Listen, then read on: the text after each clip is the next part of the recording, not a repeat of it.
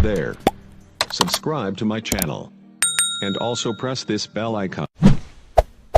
Menteri Pendidikan Kebudayaan Riset dan Teknologi nomor 56/M tahun 2022 tentang pedoman penerapan kurikulum dalam rangka pemulihan pembelajaran. Regulasi ini mendasari implementasi kurikulum merdeka di madrasah. Lanjut. Tentu saja Bapak dan Ibu tidak harus menunggu kami yang dari pusat. Silakan dibuka regulasi tersebut, kemudian dipelajari, karena banyak hal yang Bapak dan Ibu harus siapkan untuk menyongsong tahun ajaran baru 2023-2024. Kemudian dia menyiapkan dokumen-dokumen apa saja untuk implementasi kurikulum merdeka tersebut.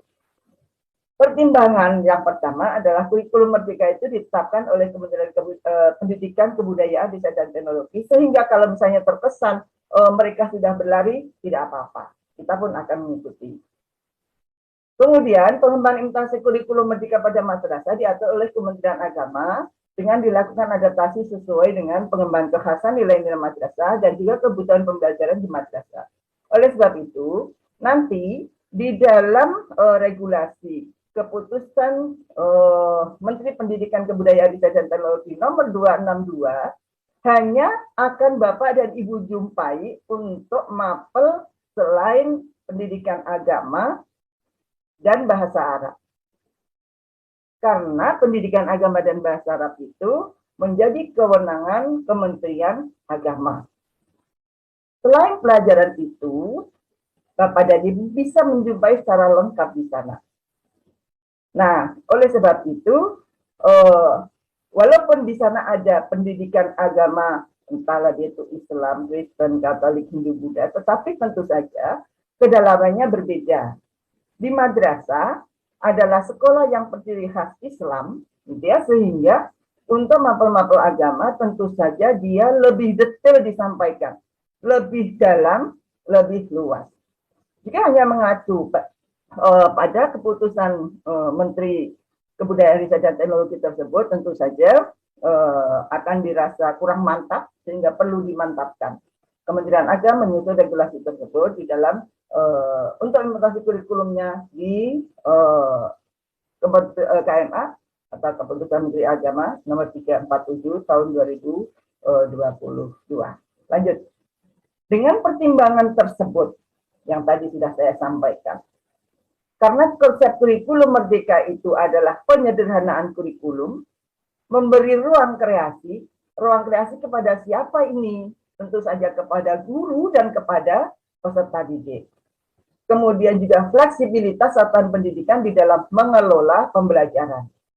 Bapak dan Ibu, pada tahun 2021 dan tahun 2022, Direktorat KSKK bekerja sama dengan Bank Dunia telah melaksanakan asesmen kompetensi madrasah Indonesia bagi madrasah ibtidaiyah. Nah, kompetensi tersebut apa saja? Ada 4 hal. Yang pertama adalah terkait dengan bahasa, kemudian literasi numerasi, literasi sains, dan literasi sosial budaya. 4 literasi tersebut itu bukan mapel, ya. Sekali lagi itu bukan mapel, tetapi itu adalah kompetensi yang harus dicapai oleh peserta didik, diakses, kemudian hasilnya sudah disampaikan kepada Bapak dan Ibu di madrasah masing-masing.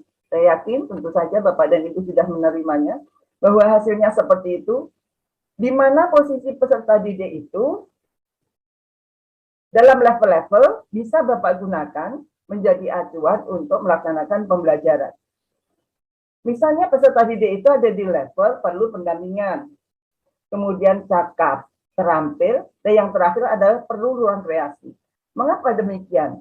Karena pembelajaran berbasis diferensiasi mengharuskan guru melaksanakan pembelajaran dan juga mengaksesnya sesuai dengan kompetensi di mana level peserta didik itu berada. Jangan disamaratakan antara maaf yang kurang yang kurang-kurang, kemudian yang di tengah-tengah, kemudian yang di atasnya, seperti itu. Nanti yang kurang, yang dia di bawah posisinya, di level 1 misalnya, dia akan merasa sangat tertekan, karena susah sekali mencapainya. Sementara yang berada di atas, dia akan merasa jenuh. Oh ini lagi, seperti itu ya. Nah, seiring dengan perubahan paradigma pembelajaran abad 21 dengan ciri 4C, Bapak dan Ibu harus selalu menggunakan ini di dalam pembelajaran. Kurikulum yang disederhanakan memungkinkan Bapak dan Ibu melakukan pembelajaran dengan sebaik-baiknya. Kurikulum atau materinya sudah tidak begitu padat, kemudian Bapak dan Ibu bisa memberikan ruang kreasi bagi Ibu sendiri, Bapak sendiri di dalam melaksanakan pembelajaran, juga bagi peserta didik.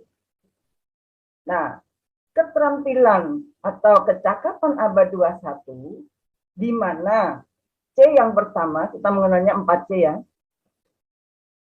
critical thinking and problem solving. Bapak dan Ibu selalu di dalam pembelajaran itu dengan berdasarkan pada bagaimana peserta didik dirangsang untuk berpikir kritis dan bisa memecahkan masalah. Nanti Bapak dan Ibu begini, emang di MI bisa Bu yang begitu? Lo bisa. Memecahkan masalah tentu saja dengan tataran anak MI. Jangan masalah-masalah yang besar itu kemudian Bapak dan Ibu gunakan untuk menjadi dasar di dalam pembelajaran. Tentu saja masalah yang sederhana. Kemudian yang pertama tadi adalah critical thinking and problem solving. Kemudian yang kedua adalah creativity and innovation. Bagaimana peserta didik diharapkan menjadi anak-anak yang kreatif dan berinovasi. Tentu saja ini harus difasilitasi oleh guru. Kalau guru mengajarnya masih seperti dulu, paradigma konservatif, mengajar itu menggunakan ceramah saja, maka tidak akan terbentuk 4C ini. Bagaimana bernalar kritis, bagaimana bisa memecahkan masalah, bagaimana mereka berkreasi dan inovatif, kemudian juga bagaimana mengkolaborasikan itu, ya, dan mengkomunikasikan. Diajarkan kepada mereka bagaimana harus bekerja sama. Di samping untuk meningkatkan kompetensi diri sendiri, tetapi bagaimana mereka bekerja di dalam kelompok-kelompok itu juga harus dibangun. Nah, oleh sebab itu di dalam profil Pancasila, yang kedua sesudah beriman bertawak kepada Tuhan Yang Maha Esa, yang kedua adalah sudah berkemikian verbal adalah gotong royong. Kaitannya ke sana. Meningkat kompetensi personalnya, tetapi juga bisa membangun komunikasi dan kolaborasi dengan yang lain. Nah, bagaimana dengan madrasah? Madrasah juga harus senantiasa melakukan perubahan dan perbaikan yang berkelanjutan. Jangan panas-panas tapi tai ayam, ya kan? Sesudah melaksanakan ketika bimtek atau ketika workshop dan sebagainya itu semangatnya membara, tetapi sudah selesai kemudian kembali ke institusi masing-masing, ke madrasah masing-masing, Bapak dan Ibu semangatnya kembali kendor. Apalagi kalau ditandai sama teman-temannya, Bu, apa sih yang mau dilaksanakan gitu ya? Kita sudah terbiasa seperti ini, ya sudah seperti ini saja. Padahal tidak demikian tuntutannya. Teknologi semakin maju. Jangan terkesan kurikulum itu mandek di jalan. Kita harus tetap dinamis mengikuti perkembangan zaman.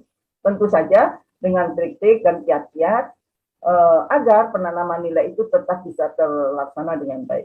Nah, madrasah itu harus melakukan perubahan dan perbaikan berkelanjutan, berani berinovasi dan melakukan terobosan baru.